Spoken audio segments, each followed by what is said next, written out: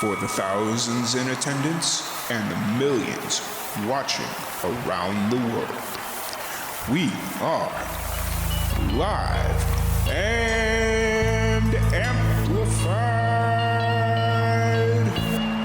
So let's get ready to podcast. Fire it up.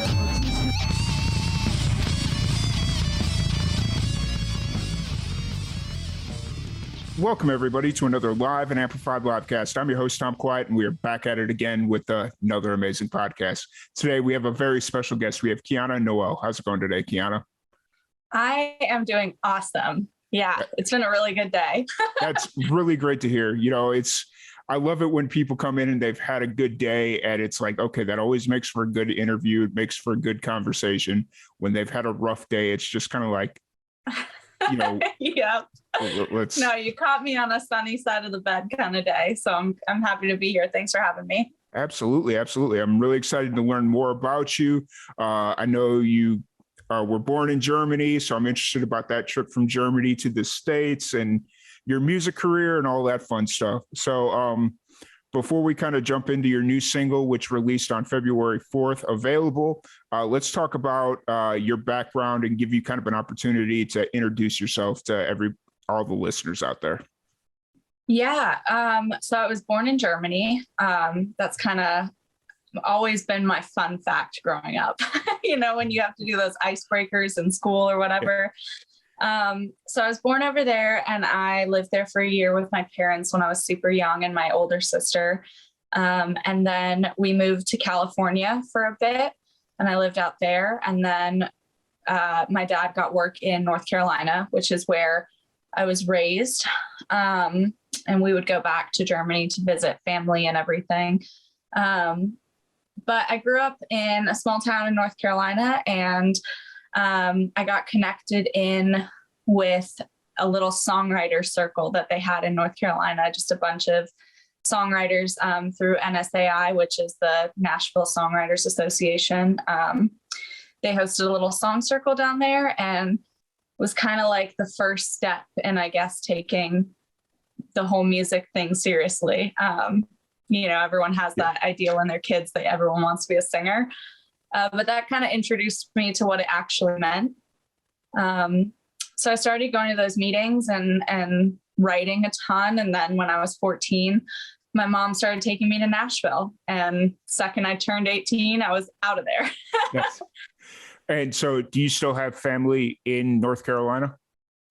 Actually, my parents moved down. So the only family I have in the States are my mom, my dad, and my sister. Mm-hmm. Everyone else is still in Germany. And so when I moved to Nashville, we're a very tight-knit family. And my sister moved about 2 years after I moved. And then my parents followed suit about 6 months to a year after that. So we all kind of shifted to Tennessee together. Gotcha. And then, so you were born in Germany. What city specifically were you born in? Hanover. Okay. Gotcha. Yeah. And you were only there for about a year. So your memories of Germany probably aren't very much. Not much, just from visiting, just from going back when I got a little bit older. Memories as far as a kid, no, but going back to visit. And hopefully, I mean, I think it's within my 5-year plan to move back there for maybe a year or two now that I'm, 24. And do you have dual citizenship? Is that kind of how that works? Or? Yeah. Okay. Mm-hmm. I was always kind of curious because you'd mentioned that your mother's from the States, but your dad's from Germany.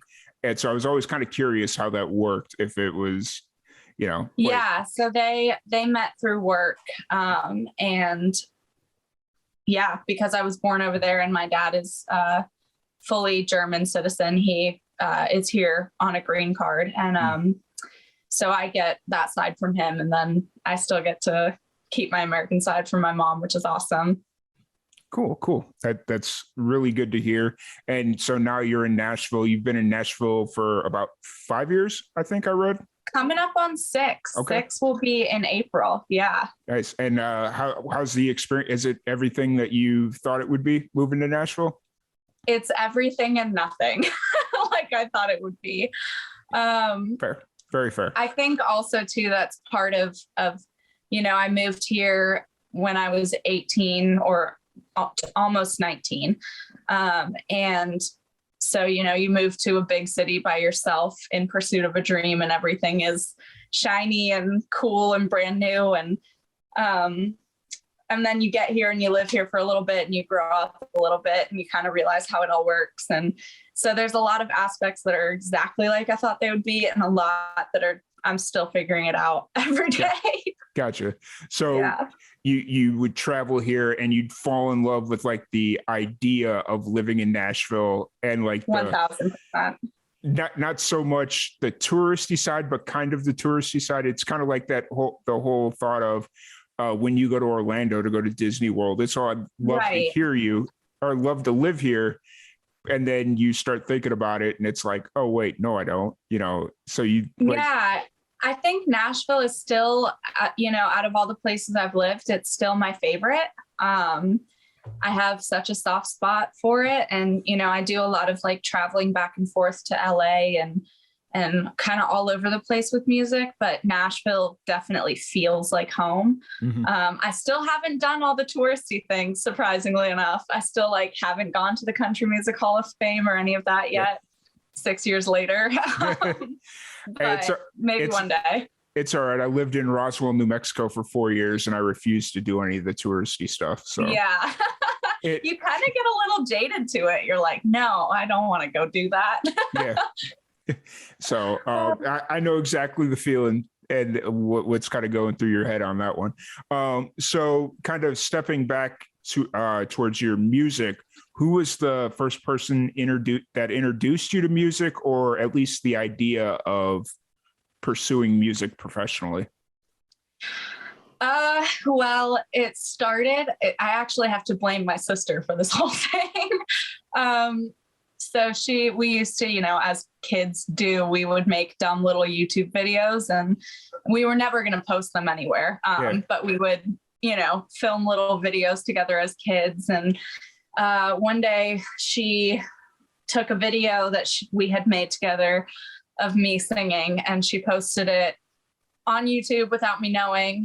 And it kind of got circulated around my high school, a bunch of our friend groups, and then it got sent to other people. And so that was my first introduction to music. And it was kind of like the first time where people were like, oh, you can really sing. Like, have you ever thought about doing that? And I was like, yeah, of course I thought about it, but it never, I didn't think it was possible kind of thing.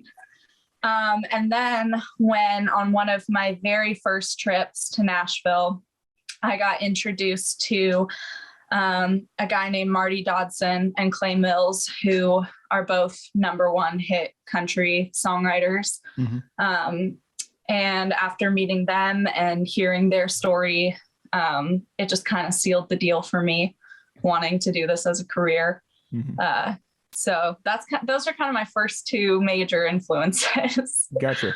And so when you were kind of making that transition from just kind of doing it with your sister and just, doing it for fun to pursuing it as a career, who are some of your musical influences that you were listening to, as far as as you were trying to craft your sound and what kind of musician you wanted to be? Who are some of the musicians you were listening to? I mean, it's funny. I grew up all over the map as far as music goes. My dad is a big Prince fan. And so I grew up listening to a lot of Prince records. And my grandma was only played Celine Dion exclusively. And then my other friends and family listened to country. And I was really into punk pop growing up. So I went to Warped Tour and loved a lot of those 2000s pop punk bands. So I was kind of all over the place, but I think the ones that have sort of influenced my sound the most today, at least, have been, listening to a bunch of old pop records. The first album I ever bought I bought two in the same day. I bought Britney Spears' first album, and I bought Avril Lavigne's first record, and I played those on my little Walkman CD player exclusively for like months on end. Nice. Your first two albums are a lot better than mine. What were yours? I don't even know if I want to. Well, I mean, one of them wasn't bad. Like one of them makes sense, but the other one, I don't even know if. So I bought Metallica's Reloaded, and then the Grease soundtrack. Oh, those aren't bad. I thought you were going to say Nickelback or something. No, just kidding. Actually, so funny story about Nickelback. Like, we won't talk about Nickelback, so. But no, that's funny. Like I don't understand the hate for Nickelback, but it is. Honestly, I have to say, I kind of love Nickelback. Yeah. They have some great music. Yeah. And back when we first started doing the live and amplified stuff, we made a trip down to South Florida to do a bluegrass festival, and we got down to my parents' place because they live in South Florida now. And we got to a point where everything in the back of my car just kind of spread out all over the place. It's like, let's pull all this stuff out, clean out the car, just kind of reorganize. And I went in to go grab a garbage bag or something. And my sound mixer engineer and my co-partner and all this, he reaches down in between one of the seats and pulls out two Nickelback albums. And he takes a photo, like this is all while I'm gone, takes a photo, posts it on Facebook and tags me and says, Tom, I don't know if we can be friends anymore. And I'm like, I totally forgot I had those in there. Can we just like throw it away or something? Can we move on? Yeah, let's just move on. Different part of my life. So anyways, so you started pursuing music while you were still in North Carolina, correct? You did. Yeah. So I really started, I'd always done music. Like my mom has little song books from when I was like old enough to hold a pen kind of thing. But when I turned 14 and my mom started to realize like this was something I wanted to do and started taking me to Nashville, that was when I kind of defined for myself that this was going to be my career, regardless of what it looked like. Yeah. So that was, right around 14 was when I really decided this was it. Gotcha. And was the original idea to be like a singer-songwriter, or did you just not know? You just wanted to start figuring that out?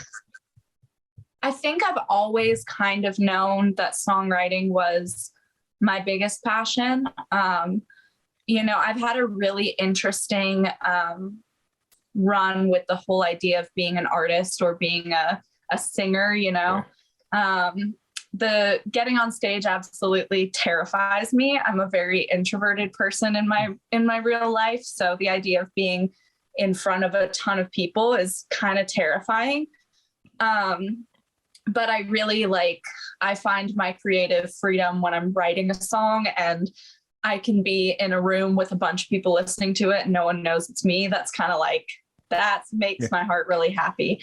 So I think I've always kind of wanted to pursue the songwriting the most. And then it really wasn't until last year that I started releasing music in 2021, music of my own, because I kind of just looked at it a little bit differently. I was like, I don't have to have the dream of playing Nissan Stadium or being this mega pop star. I can just write songs for a lot of other artists that are successful and they can go on tour and be that pop star. And I can also release songs that fit me and that are me without having to be so afraid of the stage, Yeah, completely understood.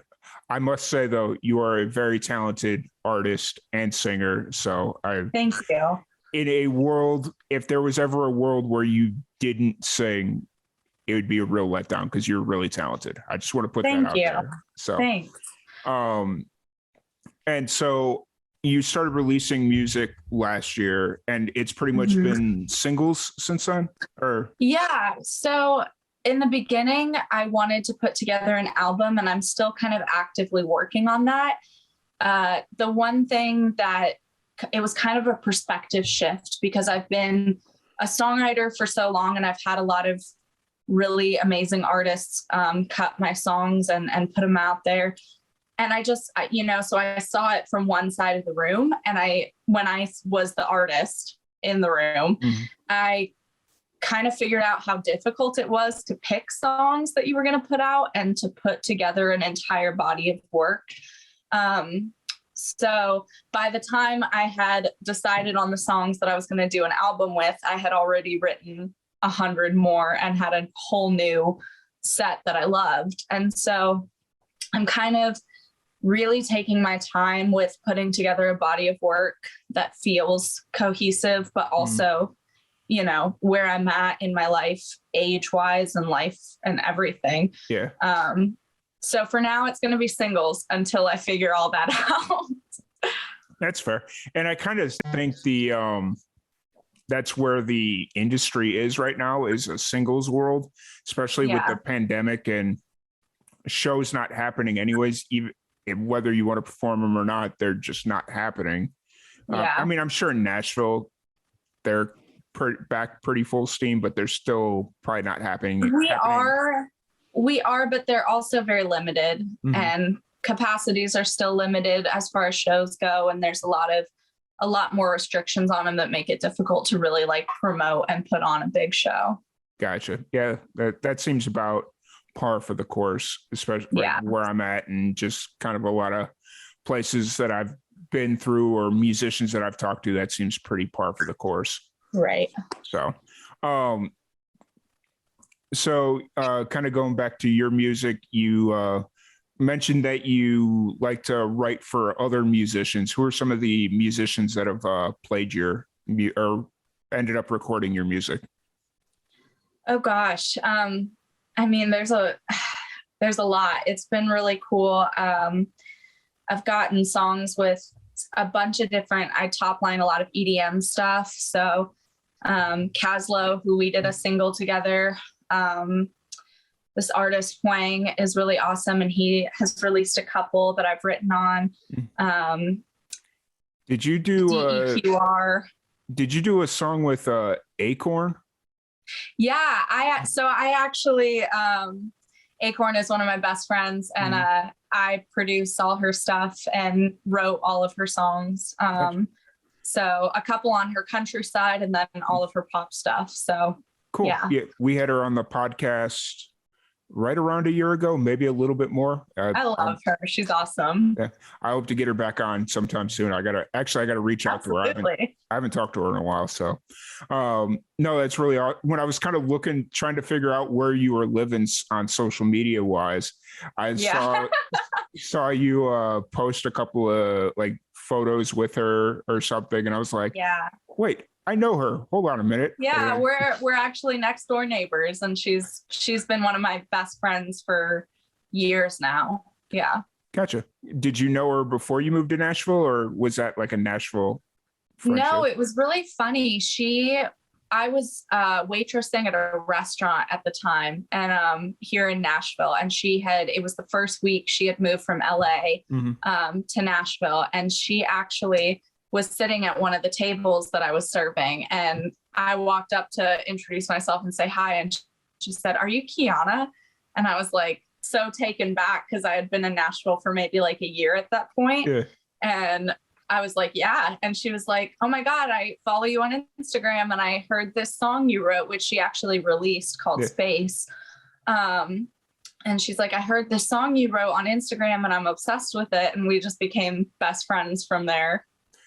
That's really cool. I love it when stuff like that happens, where, somebody just moves to the area and they've been following somebody and they just randomly meet out in public. Yep. Those are always really cool stories. So yeah, that's one of the things I love most of Nashville. Yeah. Well, and the creative community there, like I'm hoping to get to Nashville here within the next year. I keep saying it, so maybe if I say it enough, it'll actually happen. But it's just one of those deals where it's like everybody I talk to, they're interconnected somehow. They know somebody that knows somebody, and it's like that's really awesome. And the fact that you're kind of competing with each other, but it's still very supportive, like a creative collective almost. That's a really cool thing about Nashville. Yeah. So let's kind of transition and talk about your most recent single, Available. What's kind of the story behind that song? So it's a song about a boy, go figure. But I was writing with, so that song actually wasn't intended to be my song in the beginning. I was sitting down with my friends. We have a home studio that we work out of. And so we had some writers over, and we all sat down to write, and we started writing. And my friend Jess was like, I have this idea called Available. And we started talking about what that meant to everyone in the room. And I was like, well, I relate to that because there's this guy in this situation and what I went through. And we just started talking about it. And then the song came out. And as soon as we were done writing, I was like, I want to release this one. So we were originally going to send it to some different publishers and some different artists and see if anyone, took a bite. But I ended up saying, nope, this one's mine. Gotcha. So that's a question that I want to ask really quick. How do you kind of go through that process of deciding if it's something that you want to record versus sending it off to someone else? I think it's like, that's been the interesting part about switching from being, in the writer mindset. Because when I'm in just a writer mindset, my goal is always to make whoever is the artist in the room feel heard and make sure that the story we're writing is something that they relate to. And you have to get inside their brain a little bit and be like, okay, what would they say and how would they say it? And then write from that perspective.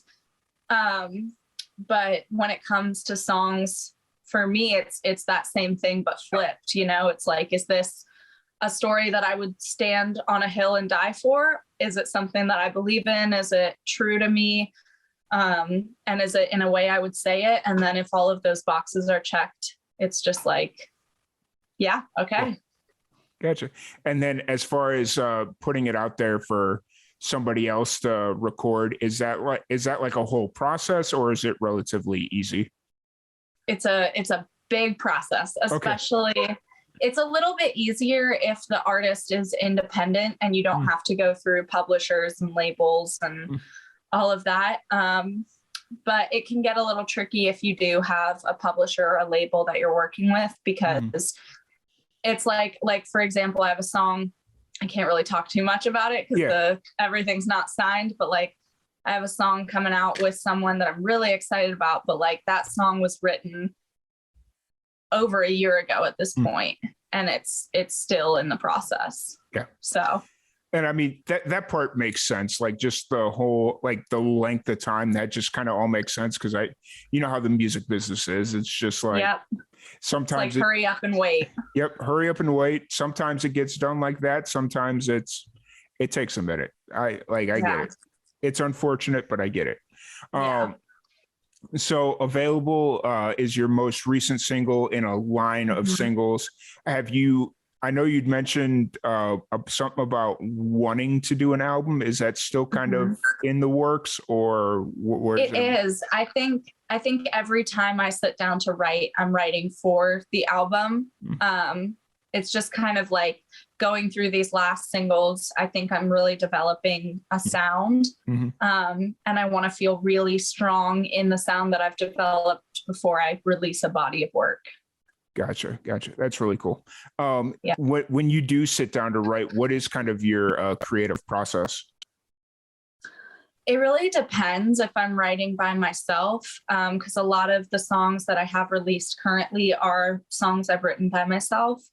And in that case, it's usually just me sitting here at the desk that I'm at right now. I have my monitors and my keyboard and everything in front of me. And I'll kind of just I'll either pick up a guitar or play the piano or do something to inspire. And then I just kind of sit in my room with my thoughts and dive deep from there. Melody is usually what inspires me first. So if I can think of a melody that I really like, then the words kind of start flowing. Or if I'm in a room with other people writing, then I kind of just like to sit and see what other people's stories are, what's going on in their life, we'll probably talk for an hour before we even get to writing. because once you kind of know what's going on in everyone's life, you can really easily come up with something to write about. Someone's going through something. So Yeah. Gotcha. That's really cool. And had you done writers rounds previously before you moved to Nashville? Oh yeah. Yeah. I actually used to play out a lot. I started doing country music in the very beginning of my career. And then that sort of shifted into doing pop. But yeah, when I was doing country, I would play 3-4 hour gigs almost every weekend. Mm-hmm. Gotcha. And then, so available, are you working on like a music video or anything for that single, or is that not really? I don't have one for that single, but there might be one for the next. Gotcha. Yeah. What can you tell us about the upcoming single? Have you announced a release date or? I haven't yet. It has to go through a couple different channels before it can come out. So I'm waiting to hear back on a few things, but if it does, I have 2 that are kind of like lined up to be the next. I have one that I really want to put out, but I kind of just have to wait on some approval from other people first. Yeah, and when that comes through, it's definitely a little bit more on the punk pop side than Available was. But I'm kind of having fun exploring that genre and getting a little further into it. It's a very up-tempo song. Because Available was kind of that like mid-tempo bedroom pop vibe, and this one's a little bit more rockin', a little bit more upbeat. Yeah. And are you aiming to do like a new song every month? Is that kind of what the thought is for 2022, or? That's kind of the goal. But again, with that, I kind of just want to make sure that whatever song I put out, I'm spending enough time with it. So I'm not locking myself into one song a month, but ideally I want to get as much music as possible out this year. So if I could do 12 songs, that would be awesome. Yeah. Like, I mean, I understand that like there's a certain balance that you want to hit where it's like, you don't want to hold or put yourself tight into like a deadline, because then it becomes more like work than actual like just having fun with the music. But you also want to try and challenge yourself creatively to see, okay, I said I was going to release one a month. Can I actually do it? Do I have the ability? Yeah. Because you see a lot of like, especially early on during the pandemic, you saw a lot of musicians that were, or at least I did, that were doing like a new song every day, or they were like just going crazy with getting new music out. I did a couple of those challenges over the pandemic myself, and it was quite the growing experience. I'm sure it was. How did the pandemic kind of either influence you to start releasing your own music or hinder the process, I guess, is a good way to ask that as well. I mean, it's kind of a tough conversation because obviously this pandemic has affected people in a lot of negative ways, and we've lost a lot of people. And so without invalidating that, I will say that for me personally, it was kind of the exact break I needed. It gave me a chance to kind of look at my life and my life in Nashville and the work that I had been doing previously, and I guess weed out some of the unnecessary steps and dive deeper into what I wanted to do. It gave me an entire year of sitting at home with nothing to do except write songs. So I got a lot of material out of it. And yeah, I think it was a big growth year for me personally and career wise. So I'm grateful for that free time. Yeah, for sure. And that's kind of, because I'm in the same boat as you. Like, obviously there was a lot of negative things that happened over the last 2 years and a lot of lives lost and all that stuff. But you just got to kind of take an introspective look and see, because if you just continually focus on the negative things, you're never going to get anywhere. So you got to start like reprogramming and thinking about all the different positive things that happened. It's like you started releasing your own music. You released 4 or 5 singles last year? 5 songs. Yeah. 5 songs. And that's amazing for your first time out. What was kind of the production process like? Were you recording everything yourself, or were you going into a proper studio? Yeah, so I've produced everything that I've put out so Mhm. far, which has been really cool. I live with two roommates who also do music. And so between the three of us, we've built out a really nice sound treated room in our house and made it a studio that is, pretty Mhm. comparable to anywhere I could go in Nashville. I mean, obviously there's incredible studios in Nashville, but we can get some really quality sounds out of it. And so yeah, I've been producing myself and co-producing with one of my roommates and doing that, just kind of doing it on our own. Awesome, awesome. And how did you, or how do you feel that producing your own music and helping other people produce their music, how do you feel that's affected your own personal music or your writing, or just how you approach music?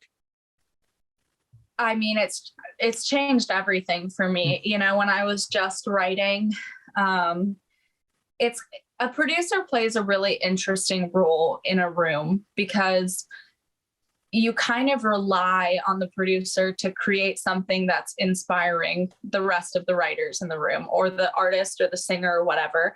And so it's a lot of pressure to be a producer because if you wake up and you're not feeling that great that day and you try making a beat or a guitar part or something and no one's catching on the vibe, it Mhm. can be really stressful. So for me, stepping into that role with myself kind of just showed me like, okay, you have to show up for yourself, and Mhm. you have to create something that you're going to be inspired by.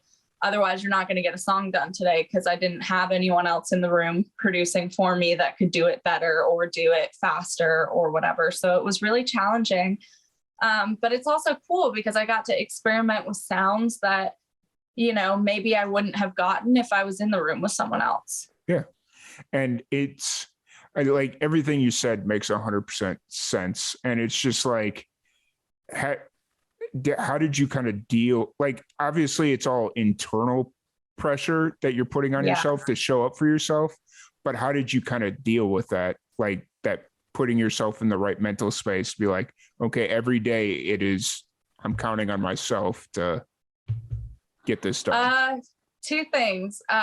Therapy Okay. and honestly, yeah, doing a lot of self-reflection and growth. But also I kind of did a little challenge for myself, like we were talking about challenges earlier, because there's plenty of days where you wake up and you don't want to go to work and you don't want to do anything. And on those days, I would challenge myself to sit down and make an entire track, even if I thought it was the worst thing in the world, like you have to finish it.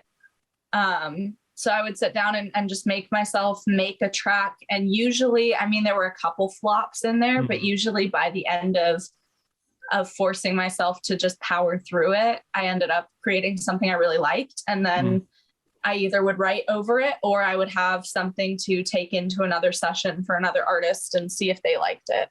Gotcha. So out of all the songs that you've recorded, the 6, 7 songs that you've recorded, and then plus the ones that you've passed on to other musicians, what would you think the ratio is of songs that actually ended up getting recorded versus just didn't really go anywhere? I would say it's a very small percent that get recorded versus ones that are just still out in the world waiting for a home. It's kind of that like 10,000 hour rule where you have to do it a ton of times. And then, like I'll write 400 songs in a year sometimes. And like, I think that was my record last year, which is 1 to 2 songs a day. And, out of those songs, I think last year I had 25 songs come out, including the 5 that I put out. So, it's a pretty small percentage, but the ones that do make it out, it kind of gives you, it's like looking at analytics or data, you know, it's like you can kind of see the pattern of why that song was better than the rest and what it did, and learn from it and hopefully increase it the next year, you know? Yeah, for sure. For sure. Because, you know, it's always kind of interesting. Like there's some musicians that are they do everything they can to make a song work or carry it over into another song. And so their like recording rate to written rate is actually very high. And then there's some that if the song's not working, it's not working. Like they just kind of leave it behind. And, you know, it's just an interesting mind frame to kind of see where musicians sit in that aspect. So, yeah. Well, and it's interesting too, because like, I think every song has a home. And I think that every song, you know, at some point will find its place. But, you know, I had like one song that I had cut by someone. I think I wrote it like before I moved to Nashville, and it sat in my catalog for years, and then played it for someone. They sent it to someone else. They sent it to the artist, and then it got cut. So it's like, even the songs that I'm writing right now in 2022, who knows, 10 years down the line, they might find that right artist for it. It's just, you know, just one of those weird things. Yeah, for sure. And are you still kind of sitting in the 2 songs a day, or are you, as far as like writing? Yeah. So February, we have overbooked completely. So I've got 2 sessions every day for the rest of the month. And then March is already looking about the same. And so kind of just keeping it as full as possible, because it keeps my brain working, you know?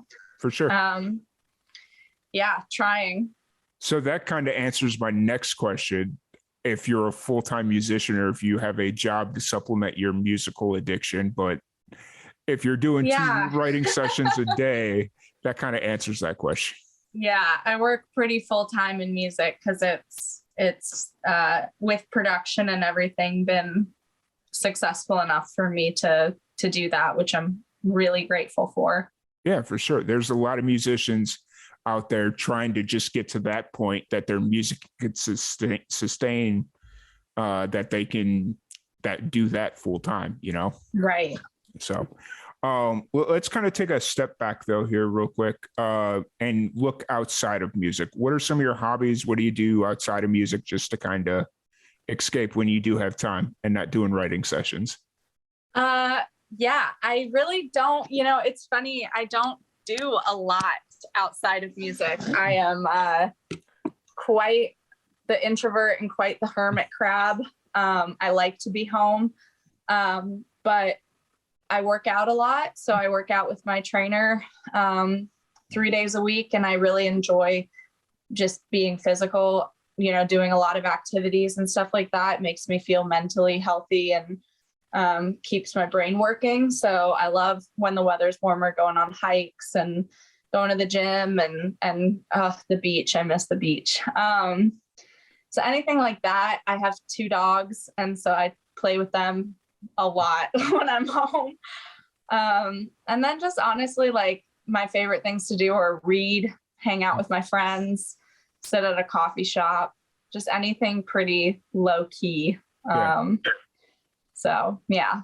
When you're doing so many writing sessions and your brain's just kind of going creatively all the time, I imagine you got to have some stuff that you can just kind of low key shut your brain off if you need to. Yeah, definitely. I'm guilty of binging on Netflix for sure. So anything that's like that, where I can just kind of like unwind after the day and not have to use my brain. Gotcha. It's definitely my go-to. Have you watched anything good on Netflix recently, or? I've been really into Euphoria on HBO. I know everyone's talking about it right now, but it's like my guilty pleasure. Gotcha. I haven't watched it yet. I don't know at this point if I should just sit down and start from the beginning and go through it, or if I should. You definitely have to start at the beginning. It's not a show you can jump into, but it's also like, for me, I have to watch it in very small doses, because it is kind of like a a dark show and they touch on some harder subjects. So I have to give myself like little breaks in between binging that one. Gotcha. Yeah, I tried to jump into Breaking Bad in the middle of like season 2, and I was like so lost. I made it through like halfway through season 3, and I was just kind of like, I have no idea what's going on here. I'm not watching this anymore. Yeah. So and everybody's like, oh, you should watch it. Go back and watch the first season. I'm like, no, I've already ruined it for myself. So that's kind of what. Yeah, you definitely got to start at the beginning. Yeah. No, that's cool. And then just kind of moving forward from there. So writing, recording, that's kind of what your 2022 is looking like. I know you said you don't like performing live shows, but are you doing any of that, or is that not? So I probably phrased it wrong. I don't dislike playing live, but I do still have a lot of anxiety around it and all that. I really enjoy playing live when I get to do it in an intimate setting. So rounds are a great way to do it, or even smaller showcases. So I'm going to do a couple of rounds and a couple of like smaller, more intimate venues to kind of promote the music and whatnot. Just nothing crazy yet, not chasing a tour, you know? Yeah, I gotcha. Just kind of stay around Nashville, maybe go back to North Carolina if you're really feeling it, but yeah, maybe for a little something in North Carolina. Gotcha. That's really cool. But I do want to thank you so much for hanging out with us. We do have a couple of more questions. First, I'm going to ask you the kind of serious question. All right. One thing that we like to do on the podcast is pass on knowledge to the younger musicians out there. So I can already tell by that sigh that you've got a lot to say. Yeah. How long do we have? Well, whatever you feel like. But just to kind of narrow it down, what's a lesson that you've learned throughout through your process of living in Nashville and kind of navigating through the music industry? What's one lesson you've learned that you would like to pass on to the younger generation that's maybe getting ready to make that next step or that first step, something in that ballpark? I think there's two parts to this. The first one is that you're going to hear no a lot more than you hear yes. And it can be really discouraging, especially when you're first starting out, to hear no as often as you're going to hear it. But with that being said, the second part to that is if you are being honest about who you are and about what you're doing and believing in it wholeheartedly, just keep going for it, even after, because no is this is probably not the right thing to say, but no is never, it's never a no in this industry. It's just not right now. You know, I've known a lot of people that have heard no from the same label that they're signed to right now. Mm-hmm. It's just, for whatever reason, it's not the right day. That person woke up on the wrong side of the bed. They had a hard week, whatever goes into it. If you believe in what you're doing, keep pushing for it, Yeah. You worded that perfectly. I know you were kind of, but the no in the music industry is pretty much a not right now because things change on a dime. So things change all the time. The industry changes every day, and the kinds of music that's popular changes every day. So it's just, you don't know, you could be 5 steps ahead, and creating the kind of music that's going to be popular in another 3 to 4 years. And then everyone's going to want your sound. So it's just, if you believe in it, don't stop, because you're the first critic you have to go through. Yep. Absolutely. 100% agreed. That's why I just kind of never stop, keep going. So, yep. All right. So final question. It's a fun question. We have we have a random question generator. Okay. And everybody that comes on gets one spin of the random question generator. What are 2 things that always give you peace of mind? 2 things that always give me peace of mind. Oh, that's easy. Calling my mom She is my grounding point, and my dog, because I come home and I know my dog needs me. And so I got to keep going no matter what, because he's not getting food on the table unless I'm home. So my mom and my dog. Nice. You might be the first musician that's had a dog that their dog didn't make a special guest appearance at some point. So I would bring him on here, but he would just bark. So hey, I had to put him in the other room for right now. Understood. Completely understood. So if anybody wants to check out your new music available or any upcoming releases or any shows that you may have on the docket coming up, where's the best place for them to check that out? My Instagram, it's just Khiana Noel, Khiana, and then Noel, like Christmas. I'm most active on there as far as social media goes. So anytime I have a release or a show or anything I'm doing, I'll post it on there. And then Spotify, Apple Music, all the streaming platforms. I've got an artist page that you can follow. And I love to create different playlists and so you can interact with me on there as well. Awesome. Well, once again, thank you so much for hanging out with us. It's been an absolute blast. I'm really excited. Thank you so much for having me. This was really fun. I'm really excited to hear your new releases that you got coming out, hopefully in March, but if not, I completely understand. There will be something new in March, I guarantee it. Awesome. But I can't wait to hear your new music. I really enjoyed Available and the little bit of Ken Wee and some of your earlier stuff that I got to listen to.